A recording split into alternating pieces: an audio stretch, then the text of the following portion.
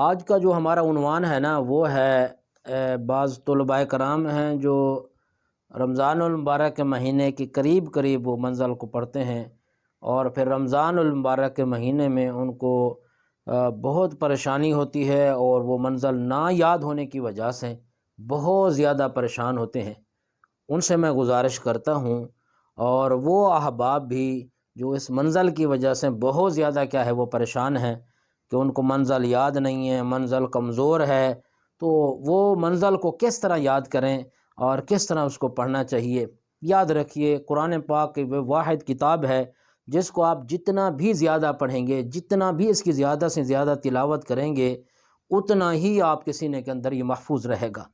ویسے بھی اس کو تو پڑھنا ثواب، اس کا دیکھنا ثواب، اس کا بوسہ لینا ثواب، اس پر عمل کرنا تو سبحان اللہ کتنا بڑا اجر ہے۔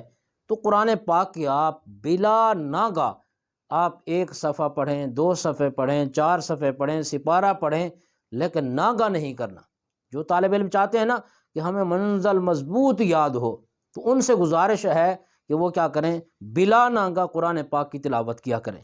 اور جو ائمہ مساجد ہیں تو وہ ان کے اگر منزل کمزور ہو، ان سے گزارش یہ ہے کہ وہ رمضان المبارک کا مہینہ تو تراویح میں قرآن سناتے ہیں، اس کے علاوہ اگر نماز میں فجر کی نماز ہے اور مغرب کی نماز ہے، عشاء کی نماز ہے، نمازوں کے اندر ہی اگر وہ ایک ایک رکوع کر کے، آدھا آدھا رکوع کر کے، جتنا بھی آسانی کے ساتھ ان کو یاد ہو، اور خوبصورت آواز میں تلاوت کریں، اور اچھی آواز میں قرآن پاک کو پڑھیں، ٹھہر ٹھہر کے قرآن پاک کو پڑھیں۔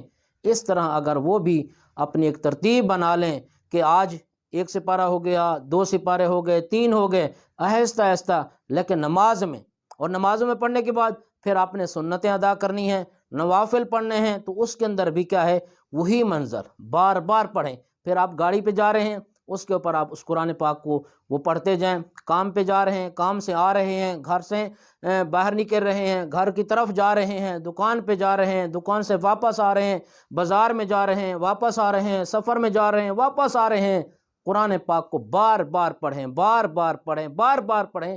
اتنا قرآن پاک کی تلاوت کریں، پورا قرآن آپ رمضان المبارک کے مہینے میں تراویح میں سنائیں گے، ایک غلطی بھی نہیں آئے گی۔ اس لیے قرآن پاک بھولتا کیوں ہے جب ہم اس کی تلاوت کرنا چھوڑ دیتے ہیں؟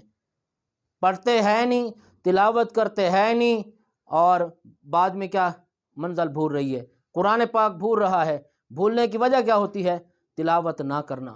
آج ہم لوگ موبائل کو کتنا وقت دیتے ہیں، کیا قرآن پاک کو وقت دیتے ہیں؟ قرآن کی تلاوت کرتے ہیں، قرآن پاک کو ہم لوگ پڑھتے ہیں۔ اس لیے وہ احباب جن کا روزانہ کا معمول ہے قرآن کی تلاوت کرنے کا، تہجد کی نماز میں قرآن پڑھنا، نوافل میں قرآن پاک کی تلاوت کرنا، نوافل میں قرآن پاک کو کیا ہے وہ پڑھنا۔ اور یہ بھی یاد رکھیں، قرآن پاک کو زبانی بھی پڑھیں اور قرآن پاک کو دیکھ کر بھی پڑھیں۔ بہت سارے حفاظ ہیں وہ زبانی پڑھتے ہیں، پڑھنا چاہیے، اچھی بات ہے، لیکن وہ دیکھ کر نہیں پڑھتے، وہ قرآن پاک کو دیکھ کر پڑھیں۔ اس کا اور بڑا اجر اور ثواب ہے۔ تلاوت کی ثواب علیحدہ ہے، اور قرآن کی زیارت کا ثواب کیا ہے، وہ علیحدہ ہے۔ اس لیے جتنا ہو سکے قرآن پاک کو بار بار پڑھیں، نمازوں کے اندر پڑھیں، نوافل کے اندر پڑھیں، اور اچھی آواز میں پڑھیں، ٹھہر ٹھہر کے پڑھیں۔